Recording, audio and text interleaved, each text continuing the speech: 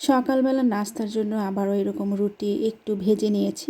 কিছুটা পোড়া পোড়া হয়েছে, কিন্তু একদমই ঝলসে গিয়েছে। বাংলাদেশে যেমন পোড়া রুটি এবং দুধ চা খাওয়া হয় ওই রকম পোড়া না অবশ্যই। আমি এখানে রুটি সেঁকতে গিয়ে একটু পুড়ে গিয়েছে। আমি হালকা ভাজতে চেয়েছিলাম, কিন্তু ভাজার পরিবর্তে হালকা হালকা একটু একটু পুড়ে গিয়েছে। আর এই হচ্ছে আমার রান্নাঘর থেকে দেখা যায় আমার বাসার করিডোর। এখানে বিভিন্ন গাছ লাগানো যায় সাজানোর জন্য, কিন্তু সাজানোর জন্য গাছ লাগিয়ে কি করব? সাজানোর জন্য গাছ লাগিয়ে তো কোনো কারণ নাই। আর যেহেতু এটা ভাড়া বাসা এত সাজাবো, সো এখানে রোদ আসে না। যদি রোদ আসতো তাহলে আমি এখানে লাগাতে পারতাম আমার প্রিয় গাছগুলো, সবজির গাছ, যেমন কাঁচামরিচের গাছ, ধনিয়া পাতার গাছ, যেগুলো সচরাচর লাগে আমি লাগাতে পারতাম। দুপুরবেলায় তো রান্না বান্না করতে চলে আসছি। আজকে মাছটা এত ছিটা দিচ্ছে, পানি আছে বোধহয় মাছে পানি থাকলে এরকম ছিটে। আর এই মাছটা যেহেতু ফ্রোজেন মাছ ছিল, আমি এখানে শুষে নিয়েছিলাম টিস্যু পেপার দিয়ে, তারপরে বেশ পানি রয়ে গিয়েছে। আর ভাত তো হয়ে যাচ্ছে। ভাত আমি চুলাটা একদম কমিয়ে দিয়েছি, ঢেকে দিয়েছি। এখানে মশলা কষিয়েছি, নর্মাল যে আমরা মশলা খাই সেগুলো দিয়ে। এটা তো সবাই জানে কীভাবে মশলা কষাতে হয়। আর তারপরে আমি এখানে ভেজে রাখা আলু এবং ভেজে রাখা মাছটা দিয়ে দিয়েছি। মাছটা ভাজলে এবং একটু ময়দা দিয়ে মাছটা মেখে রাখলে মাছটা ভাঙে না। আর এমনিতেই যদি মাছটা ভাজা হয় তাহলে মাছটা অনেক নরম হয়ে যায়। যেহেতু এটা ফিলে মাছ, তাই নরম হয়ে যায় ভাজার পরে। ময়দা দিয়ে ভাজলে শক্ত থাকে, উপরে একটা লেয়ার পড়ে। তারপরে মশলাটাকে কষানোর পরে আমি ঢেকে দিব 5 মিনিটের জন্য। চুলার আঁচটা কমিয়ে 5 মিনিট পরে ঢাকনা খুলে এখানে আমি ঝোলের পানি দিয়ে দিয়েছি। তার মধ্যে টমেটো এবং আলু তো আগেরই সেদ্ধ, টমেটো এবং ধনিয়া পাতা দিয়েছি। টমেটো একটু বড় সাইজের করে কেটেছি। টমেটোটা যেন আজকে গলে না যায়, তাই ধনিয়া পাতার সাথেই দিয়েছি। আর এই ঝোলটা খেতে খুবই মজা হয়েছে। মাছের ঝোল, টমেটো, বড় বড় আলু, বড় বড় টমেটোর পিস, মাছের ঝোল কিন্তু বাংলাদেশি মানুষের একটা প্রিয় খাবারের মধ্যেই পড়ে, খুবই পছন্দ করে সবাই। আর যেহেতু আমি দেশের বাইরে থাকি এবং আমি বাংলাদেশের রান্নাবান্না করতেই বেশি পছন্দ করি। আর ইউরোপিয়ান খাবারগুলো খাওয়া হয়। যেদিন বাঙালি রান্নাবান্না করি সেদিন আমি একটু ভিডিও করি, সময় সুযোগ যখন পাই। সব সময় তো আর সময় পাই না, ভিডিও করার ইয়েও থাকে না, মোবাইলটাও সামনে থাকে না ভিডিও করার। আর এই হচ্ছে একটা রসুনের ভর্তা।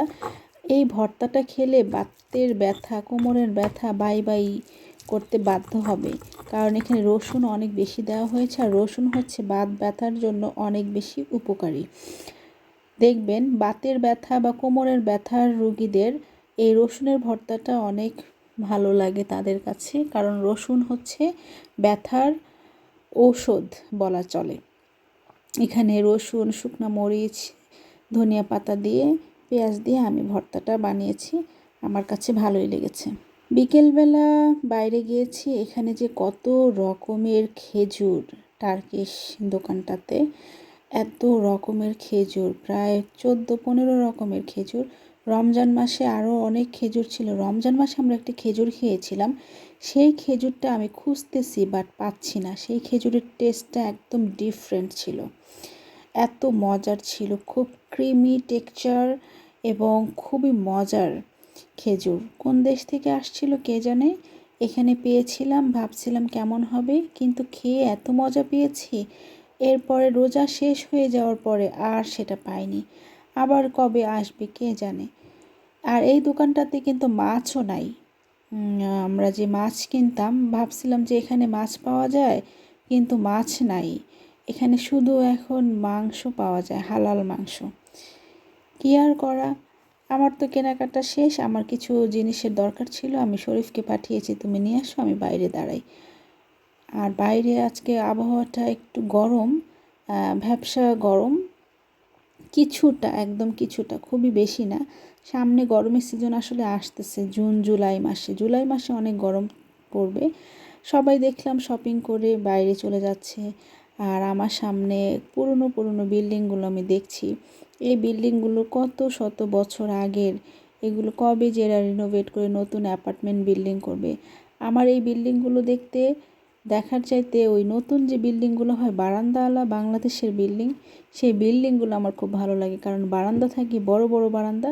এখানে নতুন কিছু বাড়ি করেছে, সেই বাড়িগুলোতে সুন্দর সুন্দর বারান্দা আছে, দেখতে ভালো লাগে, বসার জায়গা। আসলে শীতের দেশগুলোতে বারান্দার কোনো প্রয়োজনীয়তা নাই। এখন মানুষে একটু আপডেট হয়েছে, আগে তো শীতটা অনেক মানে প্রকট শীত ছিল, তীব্র ঠান্ডা, সেই বারান্দার প্রয়োজন নেই, কারণ বারান্দাতে বরফ স্তূপ জমে যেত, যার কারণে তারা ডিজাইনই করেছে যেন বারান্দা না থাকে। এখন এই দেশের এই কালচারের যেমন বাড়ি থাকা দরকার তেমন বাড়ি। এখন অবশ্য আগের চাইতে ওয়েদারের এখন অনেক তারতম্য ঘটেছে। আগে যেমন তীব্র ঠান্ডা থাকতো, এখন সেই তীব্র ঠান্ডাটা কিন্তু নাই। একদম সারা মাস ভরে স্নোফল হয়, বরফের স্তূপ পড়ে থেকে, এরকম না। মাসে 10-12 দিন 15 দিন থাকে, আর দেখা গেছে যে বাকি 15 দিনই নর্মাল থাকে, ঠান্ডা থাকে, বাট স্নো পড়ে না। আর এই তো আমি শপিং শেষ, আর আমার হাজব্যান্ড গেছে একটু গেত্রেংকে কিনতে। গেত্রেংকে মানে হচ্ছে জুস, বিভিন্ন ধরনের জুস। এখানে অনেক অফার মাঝে মাঝেই দেয়।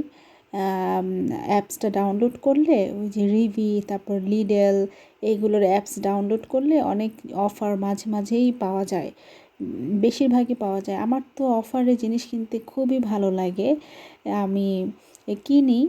তো আজকে আমি এখানে দাঁড়িয়ে আমি অনেক ভিডিও করলাম, সেই সিঙ্গেল ভিডিওগুলো আমার অন্য চ্যানেলে, অন্য পেজে আছে।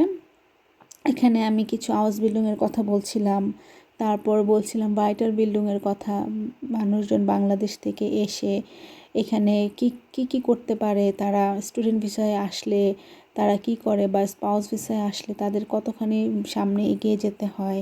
কারণ যেহেতু নতুন দেশ, নতুন ভাষার সাথে পরিচিত হওয়া এবং সমাজের সাথে ইন্টারেকশন করার জন্য ভাষা প্রয়োজন, এবং নিজে যদি কখনো কোনো কিছু করার প্রয়োজন হয় সেগুলো কিভাবে করবে, এই বিষয়ে কথা বলেছি। আর অনেকেই ভাবে কি হাউস বিল্ডিংটা কি, তারা আসলে জানেই না, ভাবে যে নর্মাল কিছু। আসলে বিদেশে নর্মাল বলতে কোনো কিছু নেই। বাংলাদেশে যে অনার্স মাস্টার্স করাটা যতটা সহজ, যারা প্রাইভেট ইউনিভার্সিটিতে পড়ে বা ঢাকা ইউনিভার্সিটিতে পড়ে বা যেই ইউনিভার্সিটি হোক না কেন, যতখানি ইজি,